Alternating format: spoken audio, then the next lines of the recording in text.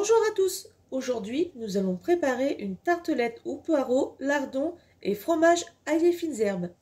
Pour la recette, nous avons besoin de 3 blancs de poireaux que j'ai déjà lavés et coupés en morceaux, 200 g de lardons, une pâte feuilletée, du poivre et du fromage ail et fines herbes.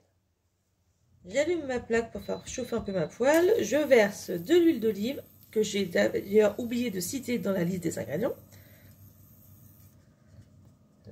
Je viens verser mes poireaux.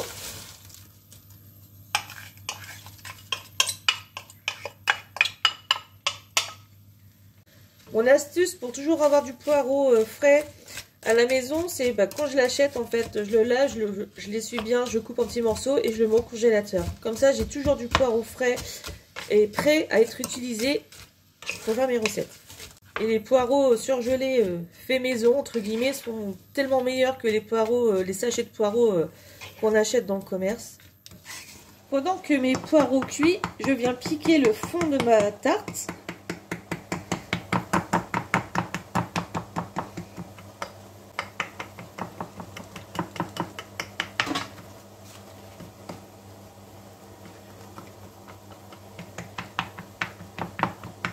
Et je prends mon fromage ail fines herbes.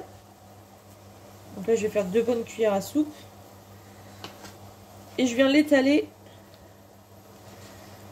dans le fond. L'idéal, c'est les fromages ail fines herbes crémeux. On évite style boursin, c'est un peu plus épais, donc un peu plus embêtant à étaler. Que là, ceux-là, les fromages frais comme ceci, comme style tartare, sont plus faciles à étaler. Ouais, 2 cuillères à soupe, voyez-vous, c'est suffisant. Là, je vais venir assaisonner de sel et de poivre.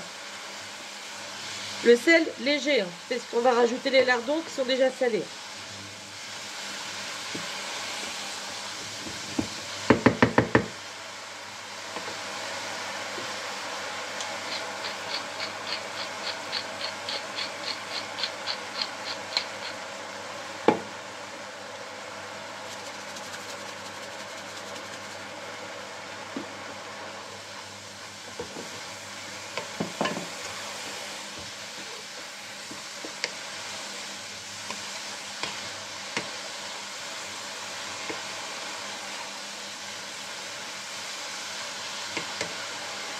Donc je fais cuire à peu près 5 minutes en mélangeant de temps en temps avant d'ajouter les lardons.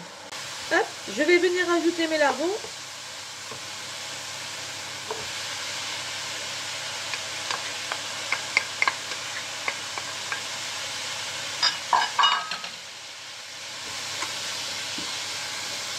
Donc là je vais stopper la cuisson.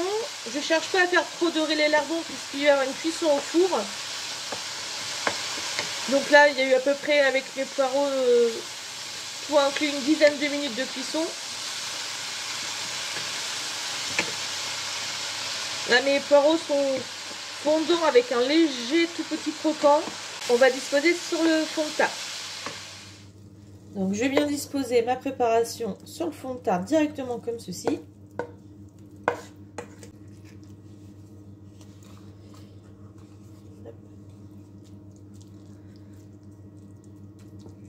Alors moi, vous savez quoi? Je vais rajouter une petite touche de gourmandise. Je vais rajouter du gruyère râpé. Parce que je suis normande et puis nous, on aime bien le fromage. Mais bien sûr, si vous le souhaitez, vous laissez comme ça.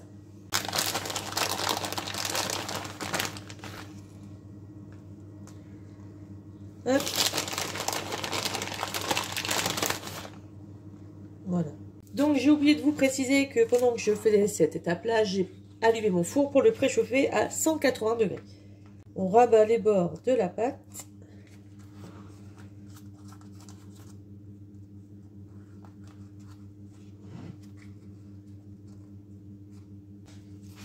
On coupe l'excédent des papiers qui dépassent.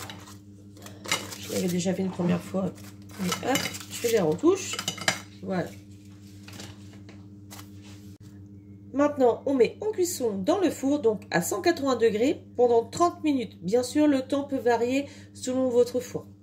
Voici cette tarte sortie du four. Il n'y a plus qu'à démouler et à servir. Je vous souhaite un bon appétit et à bientôt!